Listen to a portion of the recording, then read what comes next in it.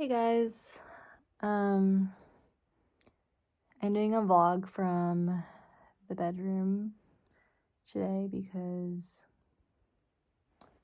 it's been raining and windy like crazy, and because I just haven't been getting outside quite as much, but um, I would love to do more of that. Yeah, my time in this beautiful farmhouse in remote countryside of Spain is coming to an end soon, and I'm going to embark on some other travels. So yeah, I'm like done with a month or something. And I feel like I've had a lot of interesting changes and learned a lot of things and been surprised by a lot of things. But yeah, maybe I'll do like a reflection video when I'm actually leaving. But for today, I wanted to touch upon this. I don't know, I just want to talk a bit about self love, and how this feels to me like step one. Um, and I guess I'll speak a little bit about like, and kind of from like an IFS angle, but like, what does it feel like to have a secure sense of self? What did it used to feel like when I didn't have one? And like just me being here, noticing what it really feels like to be in a container community that is like full of people who have this baseline level of self-love, and what it feels like to be like it's like you have to hit some kind of critical mass of self energy within yourself, and then noticing when you're in a social group where there is a critical mass of people who have hit that critical mass of self energy, like what it does to the container, and like how safe it feels and how it really strengthens the social fabric, and like how it allows for a lot of this safety and flourishing to happen. It feels like this is one of the key things that takes you from a wretched timeline into like this blessed reality. So yeah, just want to talk about it for like 10 minutes. So yeah, I would say when I was younger, I had this sense of um mystery about myself. Like guys would be like, "Wow, you're so mysterious. I don't understand you." And I'll be like, "Yeah, like I don't get me either." And I felt like my inner world was this like ball of um some kind of ball of yarn that I couldn't make sense of. And I also really had a negative self-image and self-esteem, and I also hadn't accomplished that much in my life. I was young, which is totally normal, and um yeah, I hadn't done that much. I hadn't like proven to myself or like shown myself or had the experiences to even get there. Um and so what it felt like back then was um I had, and also when you're younger, like you don't have control over as much control or resources. You don't have as much control around your context, around like, I don't know, your school environment or like where you grew up. You don't have that much money. You don't have that much like ability to make a lot of changes, and to be independent and free and choose for yourself. Um, so back then, I think I definitely, and like you don't even have like the skills to combat things. So yeah, back then I think I had um just this cluster of like not liking myself, feeling a lot of self repulsion, um not feeling like I was enough for some. I was like always like not something enough, not X enough, and not feeling like, yeah, I wasn't hitting my own standards, like my own bar. And everyone has a different bar, but like I wasn't hitting my own. And that's like what's kind of creates this difficulty. I felt some amount of like mystery around like the workings of my inner world. And yeah, I hadn't like done all the research or like read or tried or experimented or experienced that much to really know like um this is who I am, or I've been tested, or this is what I've done, like all of these things. And then I would say later in my 20s, I like uh did a lot of work. I mean, like you experience a lot of life. I accomplished some things. I went on some adventures that were scary. I like faced some fears. I built skills that improved myself. I did a lot around like internal family systems, and like that was huge for me, and that it felt like it laid the pattern for understanding myself, um where what used to be this like messy ball of yarn was now like, oh, here's like this pink thread, here's this blue thread, here's this green thread, and here's where they get tangled up, and here's how like this inner conflict plays out, that kind of stuff. And that really struck a chord with me and was very transformative in understanding myself and feeling a sense of like, oh, I can build a relationship with each of these parts and build so much like self trust. And yeah, like between like the accomplishments, getting more resourcing, building more skills, and like the self love like exercises, I really turned a page. And that, I think, is the main thing. Like, you have to get to that's like step one. And so then I was finally able to be like, wow, I like love myself. I feel like I'm enough. I feel held by myself. I feel a lot of inner cohesion and um a like confidence in my ability to take apart some something in me that is take a part that is like freaking out or something, and to really hold it and give it attention and like build a relationship. And like I know that process too. um and that both my internal like efforts with this self-love practice, and also like my outer efforts with like, I don't know, like developing my style, changing my environment so that it suited me, um, changing my job, like changing my life to set me up so that I can thrive.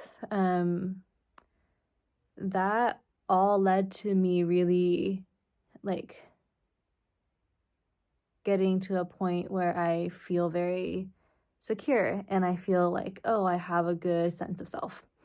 And in like IFS, it's like self energy, sort of like you have all of these parts that like, a part of me feels this way and a part of me feels that way, but then like underlying all of that is like your self energy.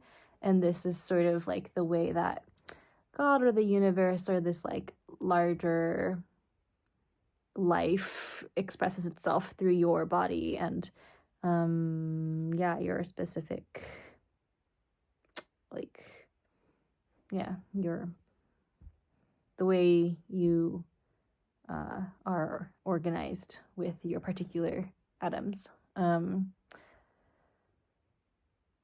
So one really important concept for me in like this IFS and self-love journey is like this idea of critical mass, and that they sort of spell out these like, I want to say 8C traits of self. It's like confidence, clarity, creativity, curiosity, connectedness, compassion, and like some more. Calm.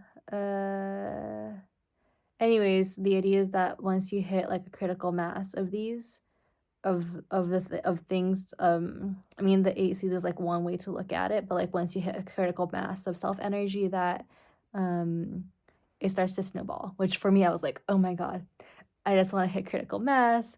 And usually you begin with curiosity, because once I hit critical mass, I don't have to like push the rock all the way up the hill. I can push it 30% up the hill, and then it just rolls on its own, like just like that felt so huge to me. And I did hit that, and it did snowball. And it feels like I look for that now, where I'm just like, oh my gosh, like so much leverage out of this point. And what's really cool now that I'm hanging out with some friends is like noticing that in this particular friend group, that almost everyone has hit that level of like self-love and secure self-energy, and that there's just a lot of that around here. And what it does for the group container is like,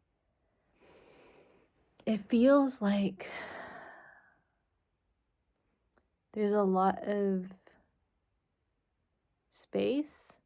It's like spacious. People feel like mature, self-led. They can hold themselves in all of their tremors and dysregulated moments, and like we're like willing to talk about tensions and like look at them directly, and like they're welcomed. And also that like when any particular one of us has like a freak out or some dysregulated moment, that there's just so much ability to hold that and not have the entire fabric or network go down. Like we're not at all in danger of going into some downward spiral of toxicity, because we have this critical mass of self-led people. And so when we have that, when like the majority or something, like some mass, I don't know exactly, but like when we have that like yeah, it's okay for there to be like wobbling and ruptures, and that even with those moments, it's like a good sign for the group of like, oh, this is happening. And also it's like it feels like it allows for a lot of safety and high forgiveness. Like you can make some social faux pas, and like instead of people being like, oh my god, and like digging into it and like making it worse, it feels more like, oh, you said something awkward, and people were like, oh yeah, like you're fine, like it's chill, it's okay. And like that allows for a lot more like healing, and like that the trend is just always towards having this very lovely like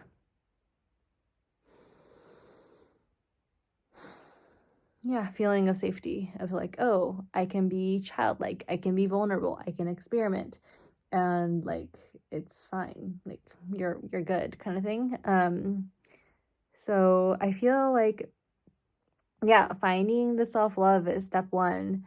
And I really think that being grounded in that is what enables people to enact change that is consistently like enact consistently um attuned and effective change that isn't causing a lot of secondary harmful side effects through like shame or villainizing or like belittlement or kind of like dysregulation. Um, yeah, I sort of think of two examples, one being like, oh, marching into some place, some town, and being really unattuned to like the locals and their desires, and just like being like, we can help you, like I can help you, like that feels unattuned, um and not very good at like sensing the environment and what it's looking for. um And that comes from being like more blended or with a part instead of coming from a place of self, which is like you're not like, it's sort of like having an agenda or something. Like you're coming at it with this thing in mind instead of being in your self energy, which would be a lot more like agendaless and just like existing with compassion and awareness. And the other example I can think of is sort of like this I see it a lot in like discourse and social media where it's like you fall into some like a very dysregulated way of discourse and you're just attacking and reacting and like blah, blah, blah, blah, you know, like one person says something and you like you like have a comeback right away and back and like it becomes super like urgent and like constricted and reactionary and stressful, and I just like feel this like balled up feeling, and that is also causing ripple effects of dysregulation in everyone who like watches that or like hears that kind of tone, instead of being able to engage in discourse from a place of like groundedness. It's still like resolute, but like yeah, like you can still talk with people and have this feeling of like we have to do something, and it can also be like grounded and you can feel supported and spacious about it instead of like um really angry at people or like wanting to like, you know, choke them or something like that. So yeah, I think like having like just building your self-love, hitting that critical mass inside yourself, and then like having collective critical mass of self-led people will do a lot for making like attuned and mm,